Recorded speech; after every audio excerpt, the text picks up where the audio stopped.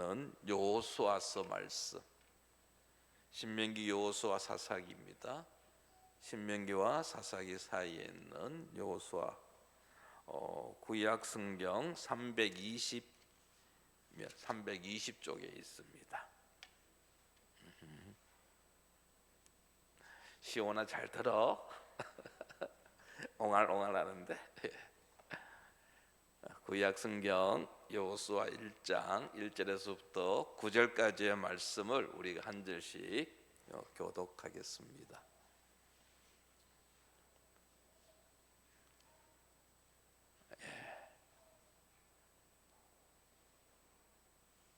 제가 1절 말씀 읽겠습니다. 여호와의 종 모세가 죽은 후에 여호와께서 모세의 수종자 눈의 아들 여호수아에게 말씀하여 이르시되,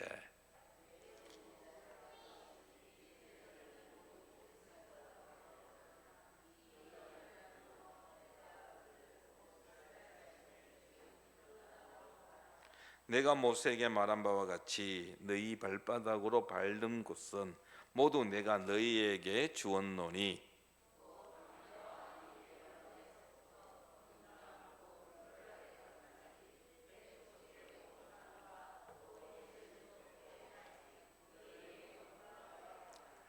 내 평생에 너를 능히 대적할 자가 없으리니 내가 모세와 함께 있었던 것 같이 너와 함께 있을 것임이니라. 내가 너를 떠나지 아니하며 버리지 아니하리니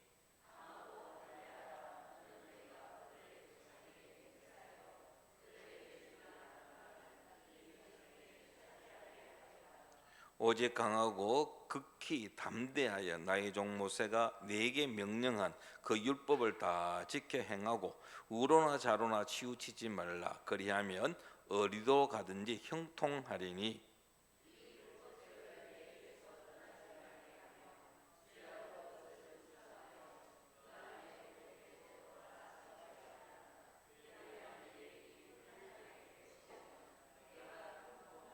같이 읽겠습니다. 내가 네게 명령한 것이 아니냐. 강하고 담대하라. 두려워하지 말며 놀라지 말라. 내가 어디로 가든지 네 하나님 여호와가 너와 함께 하느니라 하시니라. 아멘. 오늘부터 여호수아의 말씀을 좀 살펴보고자 합니다. 여호수아는요, 신명기하고 사사기 가운데 있습니다. 신명기는 우리 흔히 모세 오경이라 그러죠. 그리고 이 여호수아부터 시작해서 이어지는 성경들을 우리는 역사서라고 합니다. 특별히 이 역사서에 보면은 이제 사사기, 사무엘상하, 열왕기상하, 역대상하 보면은 가나안 땅, 팔레스타인 땅에서 이스라엘 백성이 어떻게 살아갔는지를 기록하고 있잖아요. 그럼 어떻게 해서 이스라엘 백성들이 가나안 땅에 정착하게 되어졌느냐, 그 배경을 기록한 책이 바로 여호수아입니다. 이 여호수아서는 이스라엘 백성들 애굽을 나와 가지고 이제 드디어 요단강을 건너가서 가나안 땅을 차지하게 되는데, 그 차지하게 된 그 이야기, 어떻게 그 땅을 정복하고 그 땅을 어떻게 나누었는지 분배하였는지를 기록하고 있는 성경입니다. 이 여호수아서의 시작은 모세의 죽음으로부터 시작합니다. 1절 말씀을 한번 보십시오. 우리 1절 말씀 같이 한번 읽어보겠습니다. 여호와의 종 모세가 죽은 후에 여호와께서 모세의 수종자 눈의 아들 여호수아에게 말씀하여 이르시되, 여호와의 종 모세가 죽은 후라고 되어 있습니다. 모세는 이스라엘 백성을 이집트에서, 애굽에서 이끌어내어서 요단강 지금 동편 모압 평지까지 올 때까지 인도한 인물입니다. 그는 애굽을 나와가서 40년 광야 생활을 인도하였습니다. 그런데 그렇게 하나님 앞에서 충성된 모세였지만 모세는 가나안 땅을 입성하지 못하고 죽습니다. 신명기 34장 5절 말씀에 보면, 이에 여호와의 종 모세가 여호와의 말씀대로 모압 땅에서 죽어 했습니다. 모압 평지, 가나안 그 요단강 동편에 있는 지역입니다. 그곳에서 모세가 죽었다라고 되어 있죠. 모세는 가나안 땅을 멀리서 지켜보기만 하였고 그 가나안 땅에는 들어가지를 못하였습니다. 모세의 죽음은 이스라엘 백성들에게서 참 의미가 있는 사건입니다. 왜냐하면 그의 죽음은 광야 생활의 끝이었고 새로운 시대의 출발을 의미하기 때문입니다. 40년 광야 생활을 마감하고 이제 새로운 여정이 시작되어진다는 것을 뜻합니다.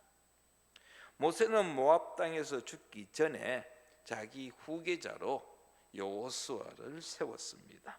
그래서 여호수아가 이제 모세의 뒤를 이어서 이스라엘 백성들을 이끌고 나아가야 했습니다.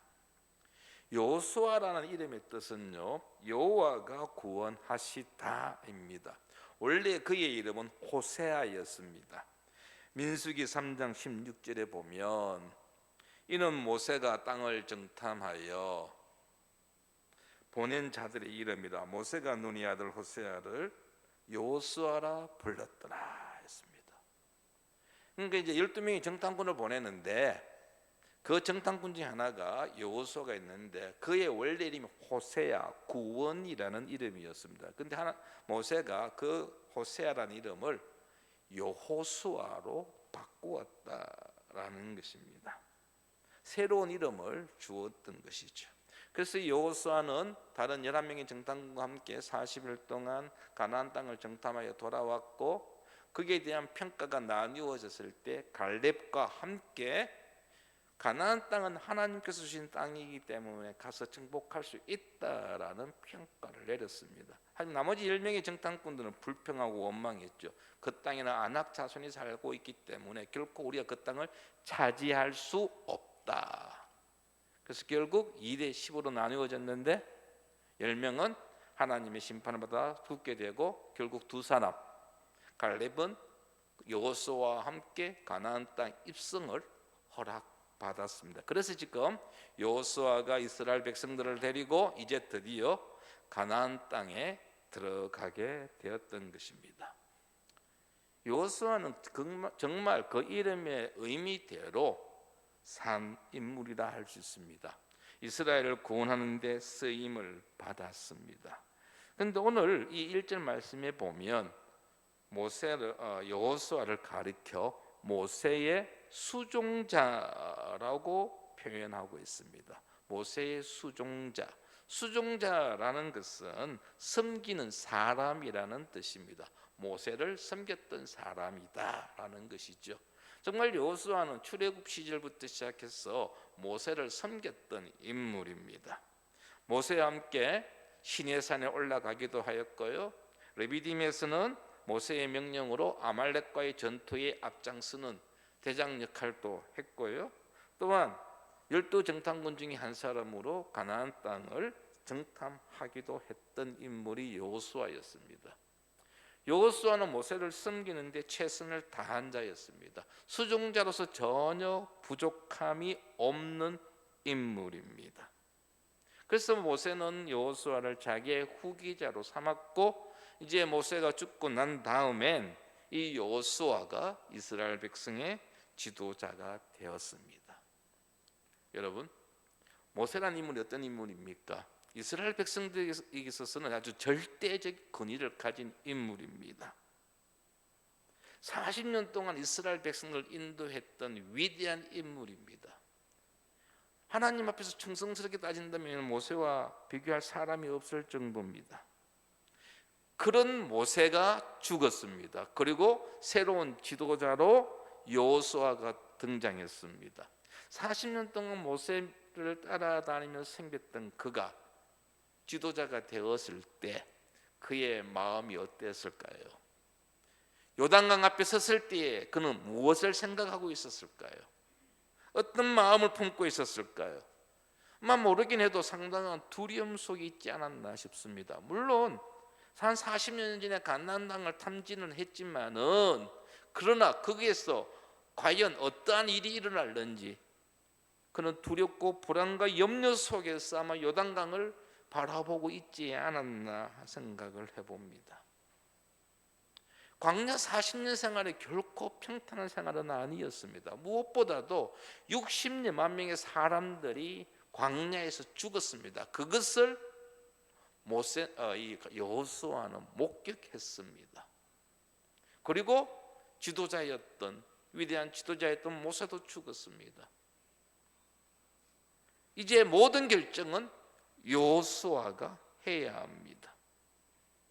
앞으로 어떻게 해야 할지, 앞으로 어떤 일이 일어날지를 전혀 알 수 없는 가운데 아마 여호수아는 두려워하지 않았겠는가 싶었을 것입니다. 그런데 이때 하나님께서 여호수아에게 말씀하십니다.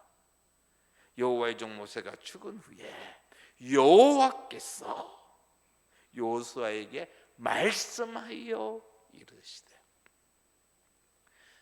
여러분들 최고 결정권자가 가지고 있는 그 심적 부담감이라는 게 이루 말할 수가 없습니다. 60만 명의 사람, 청년들, 청장년들, 뭐 어른 아이들까지 포함 약 200만 명이 사람들이 이제 여호수아만을 바라봅니다.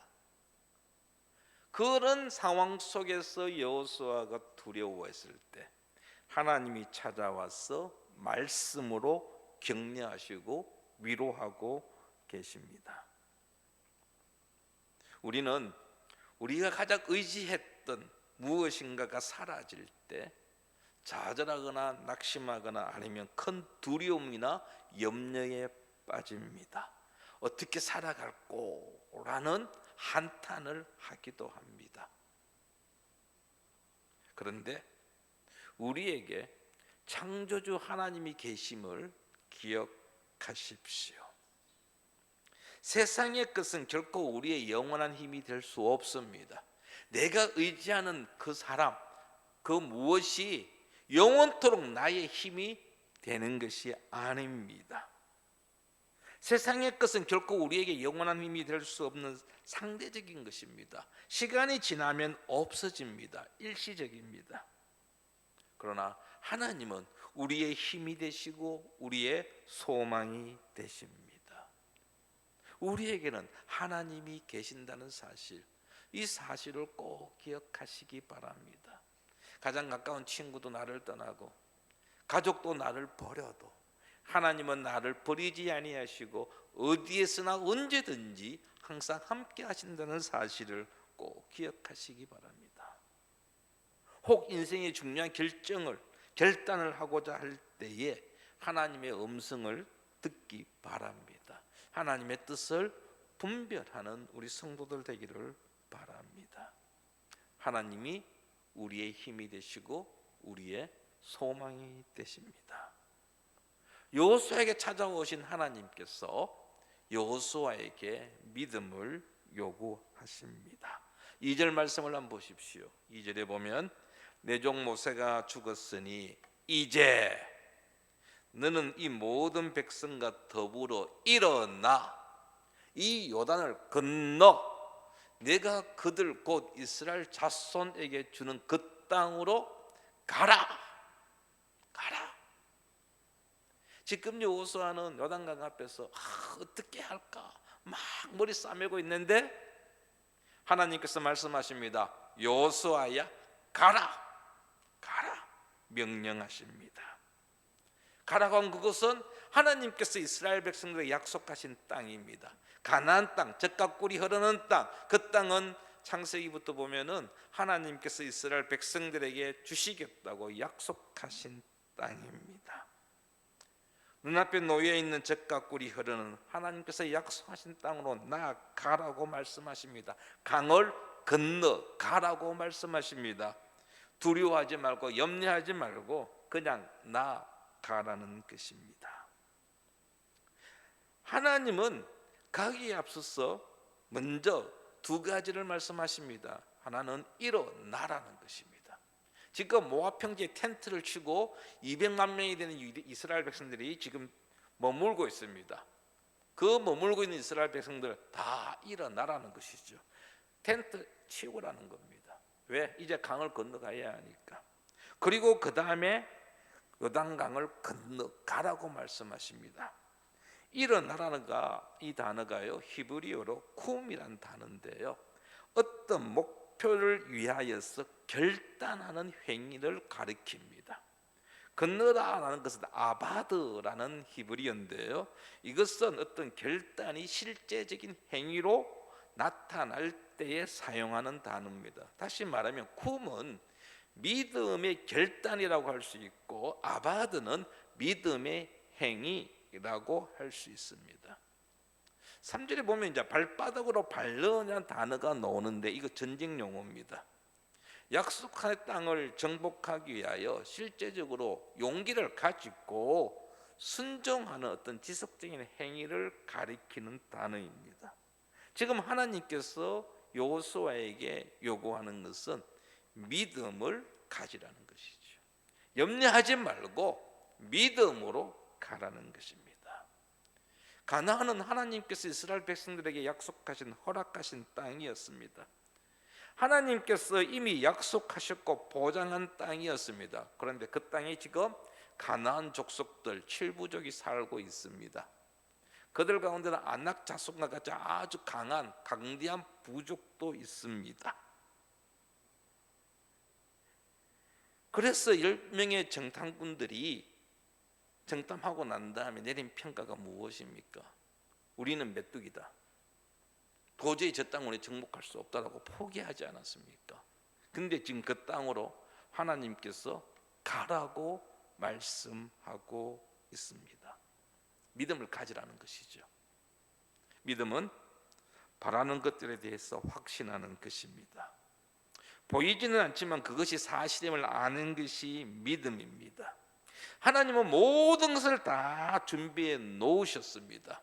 헷족속의 온 땅과 지중해까지에 이르는 모든 땅을 준비해 놓으셨습니다. 이제 여호수아와 이스라엘 백성들의 믿음으로 강을 건너 나가기만 하면 되는 것입니다. 일어나 건너가기만 하면 되는 것입니다. 하나님의 명령에 믿음으로 순종하면 되는 것입니다. 이스라엘 백성들을 향하여, 여호수아를 향하여 믿음을 요구하신 하나님, 오늘 저와 여러분에게 믿음을 요구하십니다.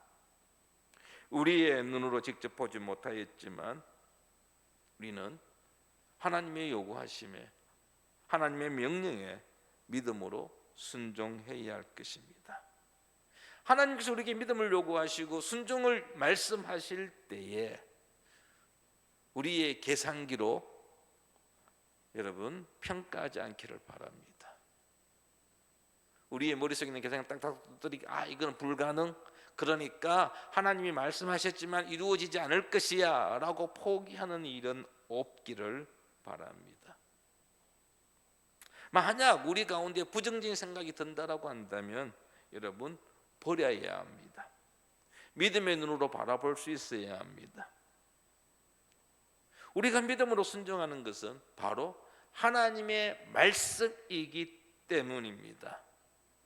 하나님의 말씀하셨기 때문에 우리는 믿음으로 순종할 수 있는 것입니다. 가라고 말씀하신 하나님께서 여호수아에게 두 가지를 말씀하셨습니다. 하나는 땅을 주시겠다라는 거죠. 3절과 4절 말씀을 한번 보십시오. 3절과 4절에 보면 내가 모세에게 말한 바와 같이 너희 발바닥으로 밟는 곳은 모두 내가 너희에게 주었노니 곧 광야와 이 레바논에서부터 큰 강 곧 유브라데 강까지 헷족속의 온 땅과 또 해지는 쪽 대해까지 너희의 영토가 되리라. 하나님께서 모세에게 말한 바와 같이 너희들이 밟는 모든 것은 내가 너희에게 주었다라고 말씀하십니다. 이게 주었노니라고 기록되어 있는데요, 이 단어는 완료형입니다. 이미 완료, 다 이루어졌다라는 것이죠. 아직 이스라엘 백성은 요단강을 건너가지 않았습니다. 그냥 가나안 땅을 강 건너에서, 강 동쪽에서 바라보고 있습니다. 그런데 하나님 말씀하십니다. 너희들이 바라보는 저 땅, 가나안 땅 내가 이미 주었다라는 것입니다. 여러분, 땅은 이스라엘 백성들에서 반드시 필요한 것이었습니다. 그들은 유랑생활을 하고 있습니다. 텐트 생활하고 있습니다. 그런데 이제 정착해야 합니다. 정착하기 위해서는 무엇이 필요합니까? 땅이 있어야 합니다. 우리나라 사람들 자기 이름으로 된 집 참 많이 뭐합니까? 갈급하잖아요. 제가 참 이사를 어릴 때 많이 했습니다. 그래서 제가 부산 내려왔을 때가 고등학교 2학년 때였습니다. 그러니까 지금부터 한 4, 50년 전이죠. 제가 고등학교 때 부산으로 내려오면서 하나님께 기도했습니다. 하나님, 저 이사 한 번만 더 하게 해주세요. 더 이상 저 이사하기 싫습니다. 좀 이사 안 하고 그냥 한 집에 정착해서 살 수 있도록 해주십시오 라고 기도했습니다. 그런데 아니나 다를까요? 제가 이 사택으로 이사 오기 전까지 한 집에서 30년 이상을 살았습니다. 딱 한 번 이사했습니다. 전세도 아니죠. 그때 월세로 살았는데 하나님께서 저희 가정에 은혜를 다하여 주시어서 집을 살 수 있게 하셨고, 제가 군대 갔을 때 그 집에 들어갔는데 27쯤 되었을 때 그 집을 들어갔는데, 그래서 그 집에서 결혼하고 아들 놓고 딸 놓고 아들 놓고 30년 이상을 그 집에서 살았습니다. 그래서 가만히 생각해 보니까, 야, 내가 왜 한 번만 이사해 달라고 기도했지? 하는 생각이 들더라고요. 여러분, 집 없는 사람의 서름 아마 좀 아시는 분 많을 거예요. 제가 한 번은 이사를 하게 된 이유가 뭐냐면요, 아침에 그날 음악 시간이 있어가지고, 제가 초등학교 때인데 음악 시간이 있어서 우리 코드를 부는 피리, 아마 쉽게 아시죠? 피리를 테스트하는 시간이 있어가지고 아침에 피리를 좀 연습했습니다. 그랬더니 집주인이 시끄럽다면서 당장 집 빼라는 겁니다. 집 없는 사람이 서로, 그렇죠? 이스라엘 백성들 여러분, 이집트에서 노예였습니다. 하나님의 은혜로 가나안 땅에 들어옵니다. 출애굽했습니다. 40년 동안 광야 생활입니다. 자기 땅 아니지요. 텐트 생활했습니다. 이제 드디어 이제 가나안 땅에 오긴 했습니다. 하나님께서 약속하기 때문에 왔습니다. 그런데 그 땅에 이미 다른 민족들이, 다른 부족들이 살고 있습니다. 그런데 결코 만만한 부족들이 아닙니다. 근데 하나님께서 말씀하십니다. 이 땅 주겠다라는 것입니다. 4절은 바로 그 땅에 대한 구체적인 지역을 언급하고 있습니다. 경계선을 말하고 있지요.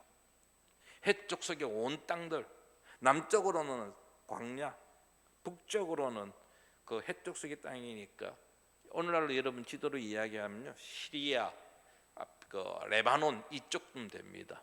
그 지역, 요단강에서부터 지중해까지 그 땅을 다 하나님께서 이스라엘의 선조들과 약속하셨고, 이제 그 땅 주시겠다라는 것이죠. 또 하나의 약속을 하나님 하십니다. 바로 함께 하시겠다라는 것입니다. 5절 말씀을 한번 보시기 바랍니다. 5절에 보시면, 내 평생에 너를 능히 대적할 자가 없으리니 내가 모세와 함께 있었던 것 같이 너와 함께 있을 것임이니라. 내가 너를 떠나지 아니하며 버리지 아니하리니 했습니다. 하나님께서 모세와 함께 했던 것처럼, 광야 40년 생활 속에 모세와 함께 했던 것처럼 이제 여호수아 너와 함께 있겠다라는 것입니다. 내가 너를 떠나지도 아니하고 너를 버리지도 아니하겠다고 하나님 약속하고 있습니다. 가장 이스라엘에게 필요했던 땅 주시겠다고 말씀하실 때 이스라엘 백성들은, 하나님 어떻게 이 땅을 우리에게 주실 수 있습니까? 라는 생각을 가졌는데, 간단하게 하나님께서 한마디로 말씀하시면, 딴 것 없어, 내가 너와 함께 하겠다는 거예요.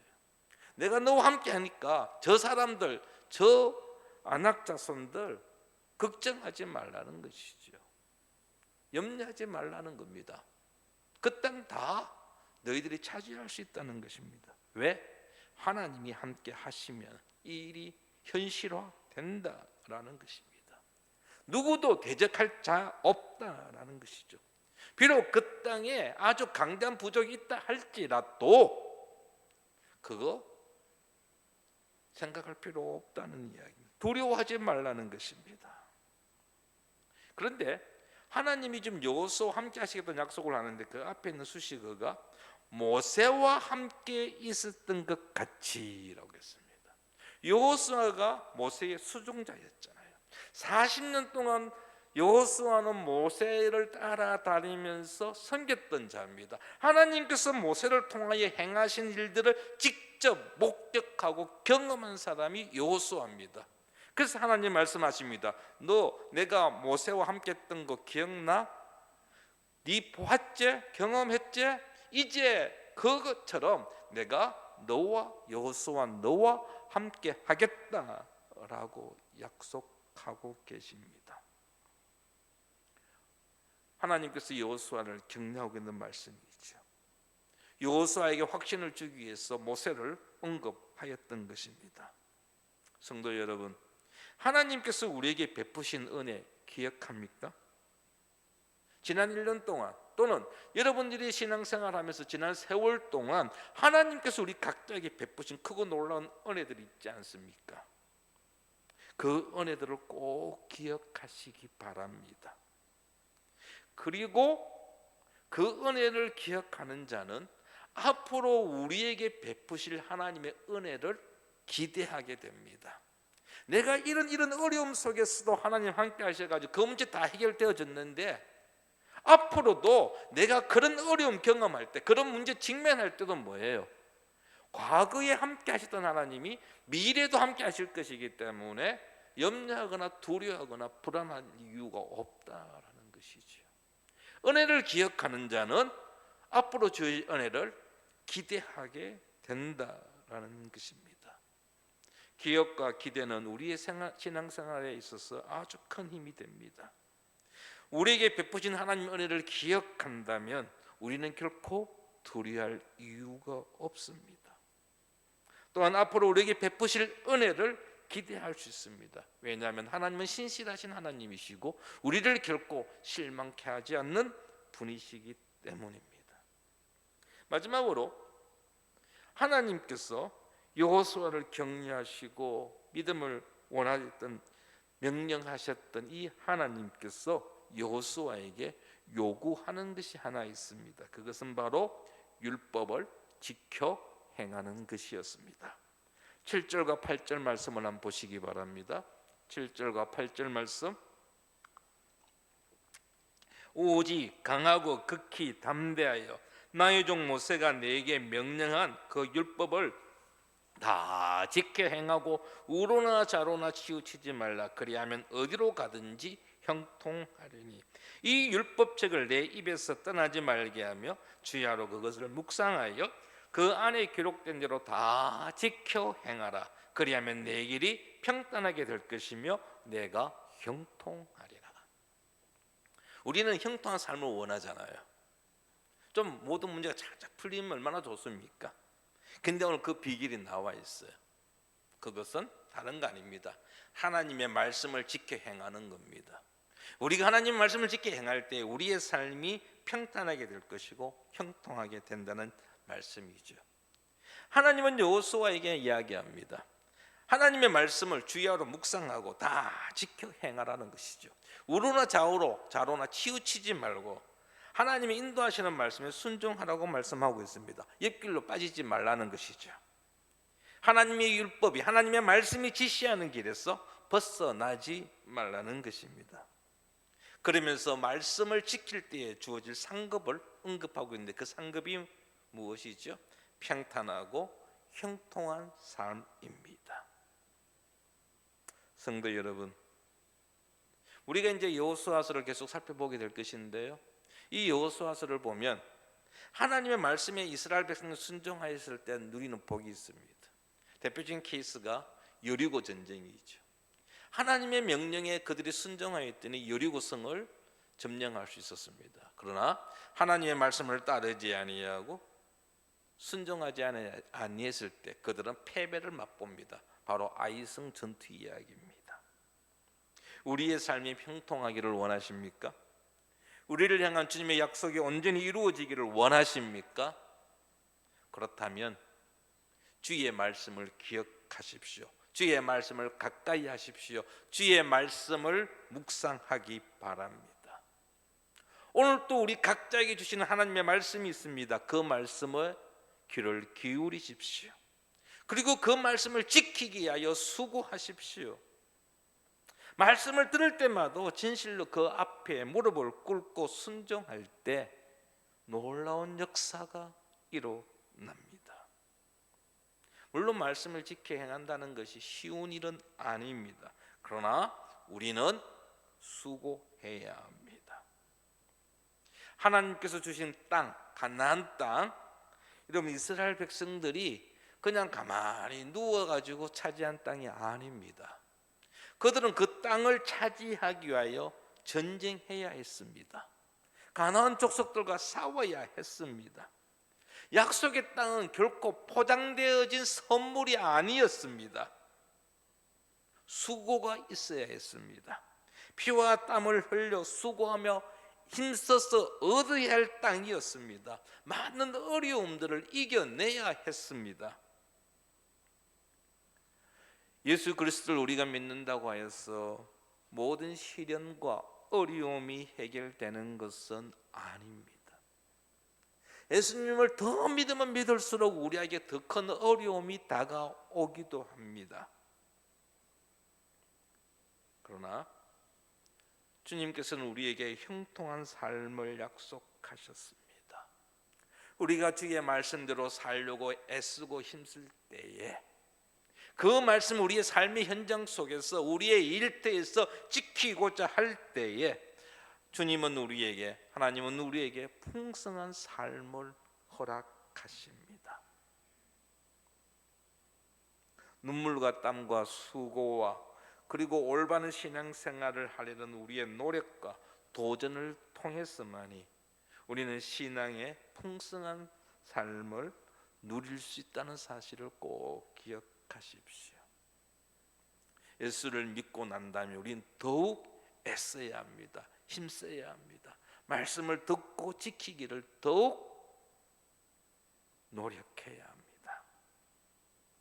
어떠한 일이 우리에게 일어날지 우리는 알 수 없습니다. 저는 비상계엄 선포되어졌다는 것을 오늘 새벽기도에 오기 직전에 알았습니다. 어젯밤 편히 잤습니다. 아마 많은 사람들은 어제 늦게 자는 사람들은 잠을 제대로 못 잤을까, 자지 못했을까 하는 생각을 한번 해봅니다. 정말 어떤 일이 일어날지 우리는 알 수 없는 시대를 살아갑니다. 어제 이 시간만 해도 여러분들 비상계엄이라는 거 생각했습니까? 아무도 생각하지 못했잖아요. 우리는 정말 하루하필 어떤 일이 일어날지 알 수 없는 시대를 살아갑니다. 그러나 우리는 믿음을 가지고 나아가야 합니다. 여호수아 앞으로 그 가나안 땅, 하나님 약속하신 땅에서 어떤 일이 일어날지 알지 못하였습니다. 그런 것을 향하여 하나님 가라고 말씀하십니다. 우리가 앞으로 여호수아 보겠지만은 여호수아는 그 약속의 말씀을 붙잡고 일어나 강을 건넜습니다. 그리고 가나안 땅을 차지하였습니다.